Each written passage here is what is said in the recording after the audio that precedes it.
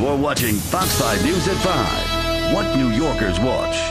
And later, important info for parents. New technology that is making it easier to detect attention deficit hyperactivity disorder. Keep it on Fox 5 News. We'll be right back. And how using the computer can help doctors diagnose ADHD. The amazing story straight ahead. And using computer technology to diagnose a specific type of attention deficit disorder. Coming up, pay attention how technology is helping doctors treat ADHD in your kids. But first, let's check in with Harry. All right, how about this one now? A new test is helping doctors diagnose attention deficit disorders in children. Now it involves a webcam that actually records movements. Fox's Dr. Manny Alvarez explains how it works. He is extremely energetic.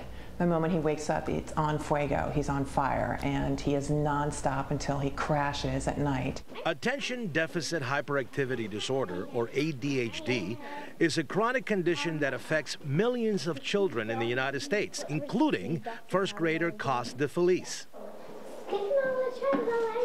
He's just a good soul inside that is exploding. So you have to definitely have a lot of energy to keep up with him. Kids like Cos have trouble paying attention, controlling impulsive behaviors, and are usually overactive. Most boys have combined type. They're both inattentive and hyperactive. Most girls are primarily inattentive. That's why they're not diagnosed as much, because they're not disruptive in a classroom. It's getting that proper diagnosis that is so important for the future of these children. Child can be primarily anxious and not paying attention because they're anxious, or they can be depressed and distracted because they're just feeling down.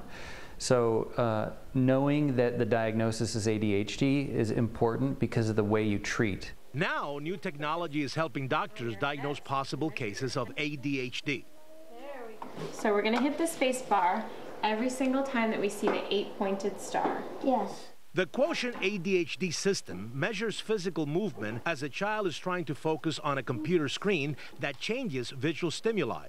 It's a test that basically is kind of boring, and you have to work to sustain attention on it. And as time goes on, either 15 or 20 minutes, depending on how old you are, you get a picture of a person's ability to stay still, pay attention, and control their impulses.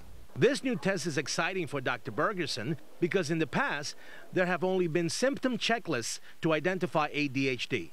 It objectively measures a person's ability to sustain attention and to sit still and to not be impulsive. The test can also be used to measure the effectiveness of treatment once prescribed, something that Mrs. DeFelice is hoping will help her son. It will be a quantification, and then we will come back later and retest him and see, you know, is there a difference, and is there any improvement? Why is there a difference? So it's great to get this baseline. I'm Dr. Manny, Fox News.